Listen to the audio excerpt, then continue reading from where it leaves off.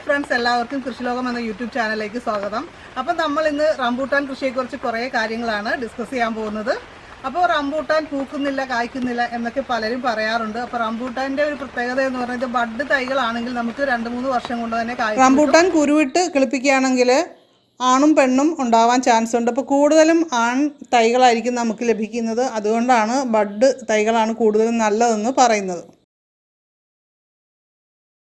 അപ്പം നിറയെ പഴങ്ങളുമായിട്ട് നല്ല റെഡായി തുടങ്ങി അങ്ങനെ നിൽക്കുകയാണ്. ഇതുമ്പോൾ നിറച്ച് ഇതിപ്പോൾ എത്ര വർഷമായിട്ടുണ്ടാവും ഈ മരം?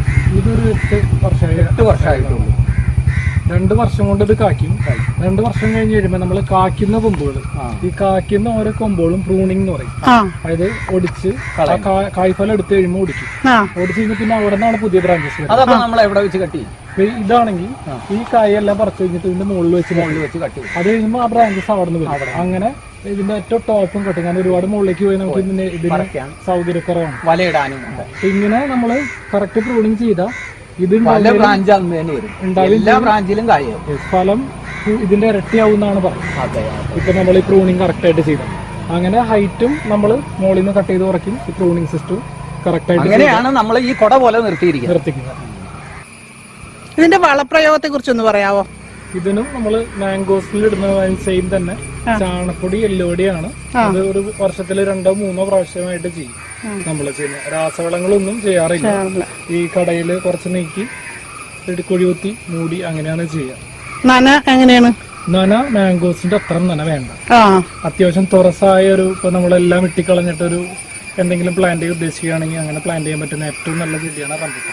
അത്യാവശ്യം വെയിലുണ്ടെങ്കിൽ നന്നായി കായ്ക്കും. ഇനി ഇലകരിച്ചിൽ ഉണ്ടാകുമെന്ന് ചിലർ പറയുന്നുണ്ടല്ലോ, അതിന്റെ കാരണം എന്താ? ചെറിയ തൈകൾക്ക് കാരണം കൂടുതൽ ചൂട്, ഒന്നാമത്തേലും നമ്മൾ ഷെയ്ഡും കാര്യങ്ങളും. ചെറിയ തൈയാണെങ്കിൽ നമ്മൾ കെയർ ചെയ്യണം. ചെറിയ തൈ നമ്മൾ കെയർ ചെയ്യാണ്ട് ചുമ്മാ വെയിലത്ത് വെക്കാൻ പാടില്ല. അതാണല്ലേ ഒരു മരമായി കഴിഞ്ഞാൽ കുഴപ്പമില്ല. പിന്നെ റംബൂട്ടാന് നന്നായിട്ട് വെയിൽ വേണം. പക്ഷെ ചെറിയ തൈകളായിരിക്കുമ്പോൾ നമ്മൾ അത്യാവശ്യം തണലൊക്കെ കൊടുക്കുക, ഷെയ്ഡ് കൊടുക്കുക, അതുപോലെ തന്നെ നന്നായിട്ട് നനച്ചു കൊടുക്കാനും ശ്രദ്ധിക്കുക. എന്നാൽ വലിയ തൈകളായതിനു ശേഷം, വലിയ മരമായതിനു ശേഷം കായ്ക്കുന്നില്ല എന്നുള്ളവർ ഇപ്പോൾ കായ്ക്കുന്ന സമയത്തിന് ആ ഒരു സീസൺ ഒരു 2 മാസം മുൻപ് നമ്മൾ നന്നായിട്ട് ഒന്ന് നനയ്ക്കാതിരിക്കുക. ആ ഒരു സമയത്ത് ഇത് പൂക്കാനുള്ള ഒരു ചാൻസ് കൂടുതലാണ്.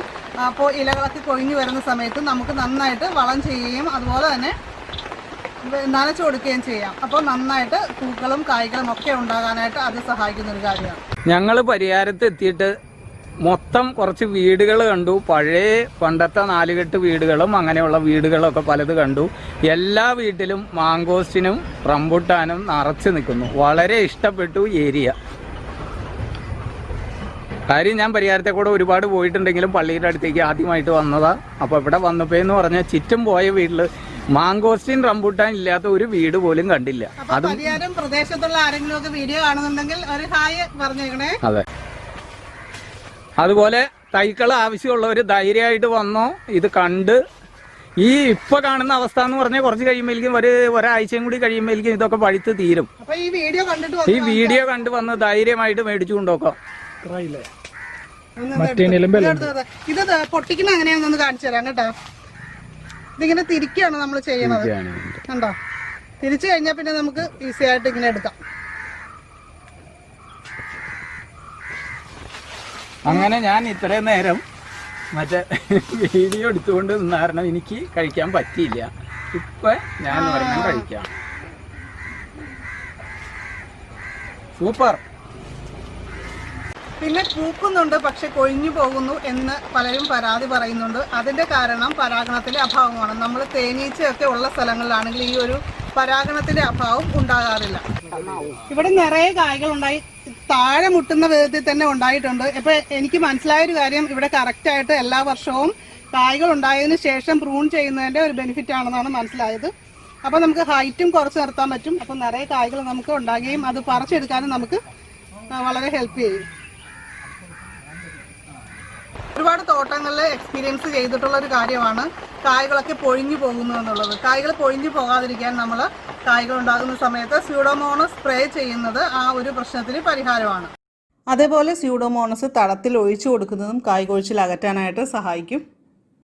കേരളത്തിൽ നന്നായി കൃഷി ചെയ്യാൻ പറ്റുന്ന ഒന്നാണ് റംബൂട്ടാൻ. ജൂൺ, നവംബർ മാസങ്ങളിലാണ് റംബൂട്ടാൻ തൈ നടാനായിട്ട് ഏറ്റവും പറ്റിയ സമയം. റംബൂട്ടാൻ ചെടികൾക്ക് ആദ്യ 3 വർഷം തണൽ ആവശ്യമുണ്ട്. അതുകൊണ്ട് റംബൂട്ടാൻ മാത്രമായിട്ട് കൃഷി ചെയ്യുന്നതിനേക്കാളും നല്ലത് ഇടവിളയായിട്ട് വാഴയോ മറ്റോ കൂടിയും ആദ്യ വർഷങ്ങളിൽ കൃഷി ചെയ്യുന്നതായിരിക്കും നല്ലത്. പക്ഷികളുടെ ശല്യം, അണ്ണാൻ്റെ ശല്യം ഇവയൊക്കെ പഴങ്ങളുണ്ടാകുന്ന സമയത്ത് അകറ്റാനായിട്ട് നമ്മൾ വലയിട്ട് സംരക്ഷിക്കേണ്ടതുണ്ട്. 2-3 പ്ലാന്റുകളൊക്കെ അടുപ്പിച്ചാണെങ്കിൽ നമുക്ക് ഒന്നിച്ചു വലയിടാൻ സാധിക്കും. ഇവിടെ ആ രീതിയിലാണ് വലയിട്ടിരിക്കുന്നത്. ഈ രീതിയിൽ നമുക്ക് ചിലവ് കുറയ്ക്കാനായിട്ട് സാധിക്കും. വലിയ മരത്തിൻ്റെ ഇലകൾ നനയുടെ കുറവ് മൂലമല്ലാതെ കരിയുന്നത് പൊട്ടാഷിൻ്റെ കുറവ് മൂലവും അല്ലെങ്കിൽ സൂക്ഷ്മ മൂലകങ്ങളുടെ അഭാവം മൂലമൊക്കെ ആവാം.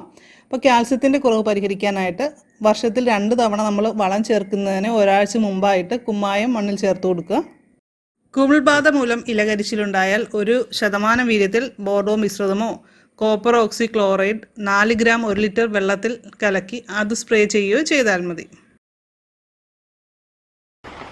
പിന്നെ ഇതിന് പ്രധാനമായിട്ടും നീരൂറ്റി കുടിക്കുന്ന പ്രാണികളുടെ ശല്യം ഉണ്ടാകാറുണ്ട്. അതിന് നമ്മൾ സാധാരണ ചെയ്യുന്ന പോലെ വേപ്പധിഷ്ഠിതമായ കീടനാശിനികൾ പ്രയോഗിക്കാവുന്നതാണ്. നിംബിസിഡിൻ പോലുള്ളവ ഇതിനു മുമ്പുള്ള വീഡിയോകളിൽ നമ്മൾ ഡിസ്കസ് ചെയ്തിട്ടുണ്ട്.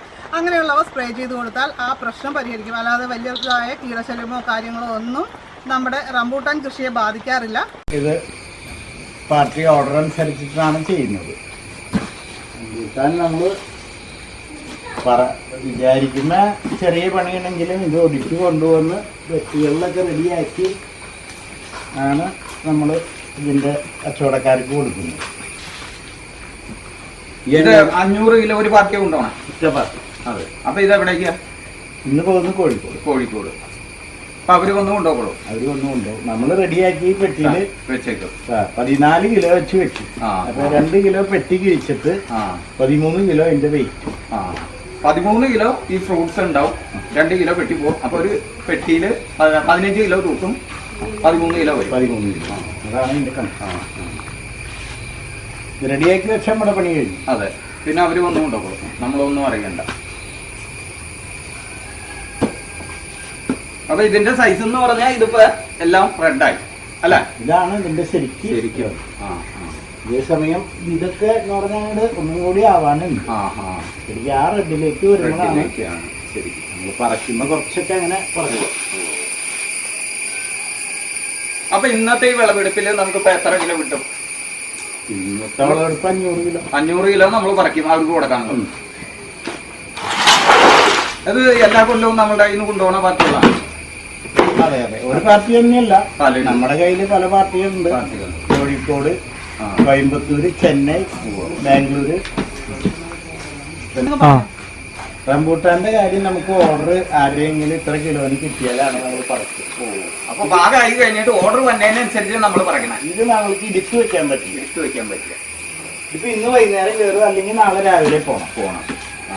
അതാണ് ഇതിന്റെ. അപ്പൊ നമ്മൾ ഇന്നിപ്പോ 500 കിലോന്റെ ഓർഡർ വന്നു, അതിനുള്ള സാധനം ഇന്ന് പറഞ്ഞു. പിന്നെ നാളേക്ക് വിളിച്ചു കഴിഞ്ഞാൽ നാളേക്ക് പറിച്ചു കൊടുക്കും. അല്ലെങ്കിൽ പിന്നെ ഒരാഴ്ച 1 മാസം മരത്തുമ്പോ കിടന്നു.